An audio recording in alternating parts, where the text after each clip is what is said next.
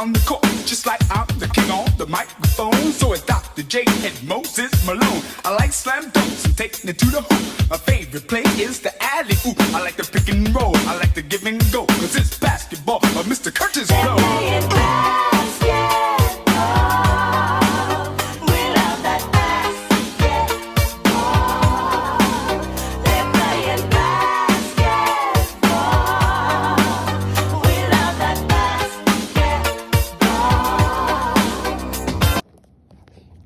This is Van Silk, Rock Bottom Sports. Let's talk about it or be about it. WNBA ballers. All right, y'all check this out. I'm not as much of a sports fanatic now as I was growing up as a kid in the South Bronx. But I'm beginning over the last couple of years to get back into sports and understand what's going on and how things are done and run. But let's talk about the WNBA. Let's talk about the WNBA. Now, I have a problem because I think the WNBA should work on its racism within the league. It's a lot of racism within the WNBA within the last 2 years. And I'm going to say that because the entrance of Caitlin Clark and Angel Reese started in college and then dragged over into the WNBA. Whole new generation of players in the WNBA. And congratulations to these players because they definitely brought an eye to the league. But a lot of people don't understand there are 156 players in the league. 156. There's been many fights previous in the WNBA. Players fighting each other, hard fouls. Women, they fighting. You want to call it cat fight? I just call they getting it on. They getting it on, they getting it on, getting it on. But you know what? We got to learn the divisions of what it is.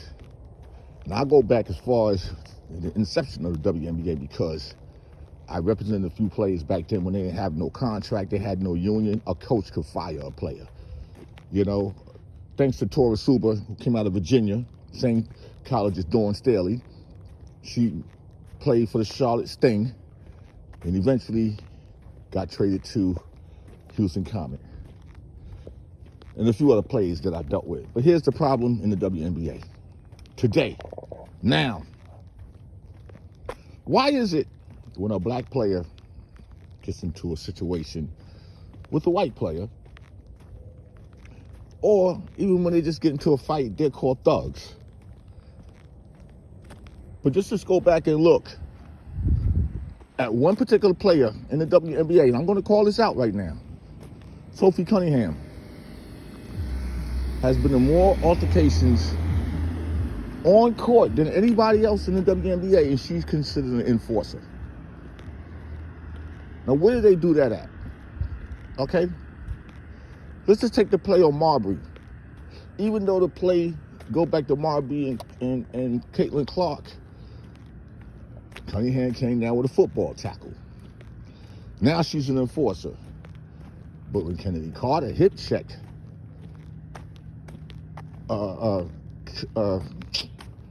Clark, which I feel was inappropriate, it wasn't a basketball play, she got considered a thug. Now, Kennedy Carter had her issues with certain teams in the league. We'll talk about that. But why is it that she's not in the league? Kennedy Carter she's not even in the WNBA, but it's considered right now, two guards, she would be a top 10. She's aggressive. She's from Texas. Do you think that WNBA is supposed to be the fluffy, oh, you shoot, you come down and I'll shoot. We'll act like we're playing defense so you can shoot and I shoot. No. This is women fighting for their jobs. A lot of people don't understand how First rounders in the WNBA got dropped from their teams.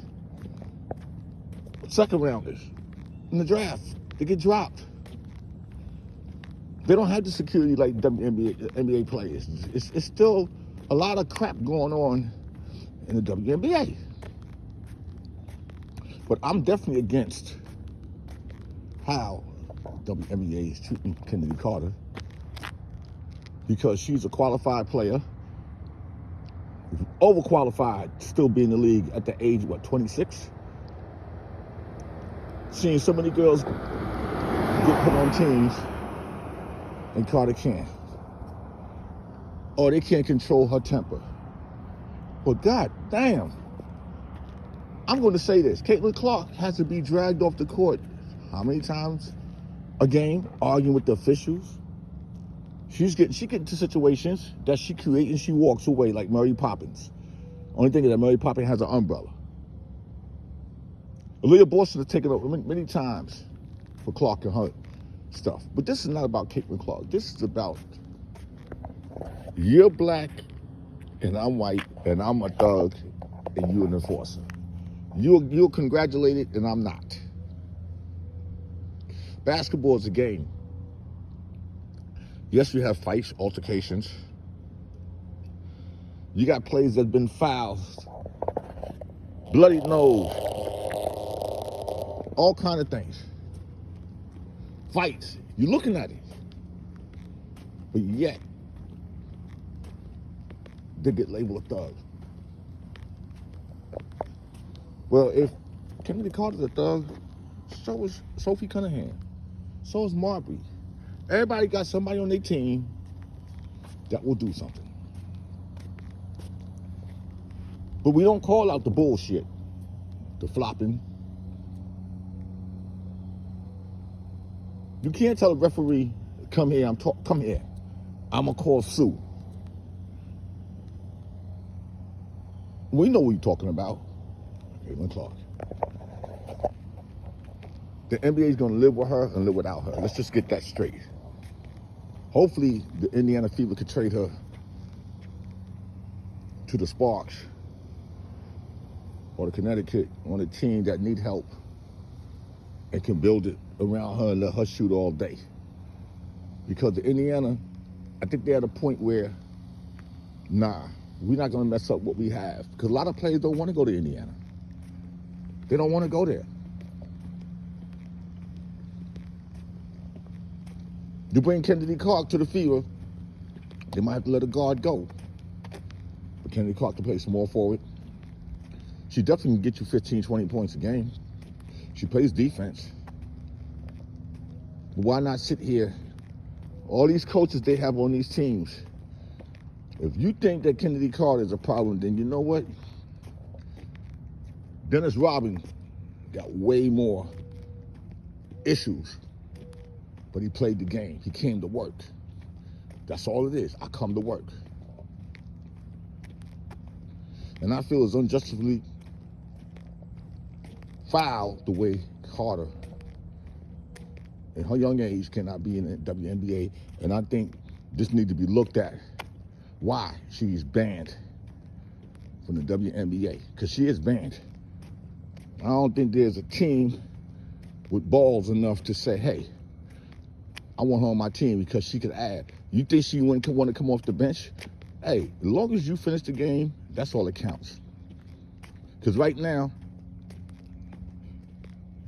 if Carter get in the WNBA, there's 5 teams right now that can use her services. Chicago Sky need her. They need her. So does LA. Well, I mean, they got Kelsey Plum. So is Connecticut. They need somebody that's going to bring something to the team to say, hey, we're going out here to win. But you got a lot of players who are scared. Like, if they don't live up to their potential, they get cut. And I see what the WNBA is doing. If you don't think I notice what they're doing, I see what they're doing. And it's foul. It's nasty. And there's no way in hell that Kennedy Carter is not in the WNBA. It's your brother Van Silk. Y'all have a blessed day. Talk to you later.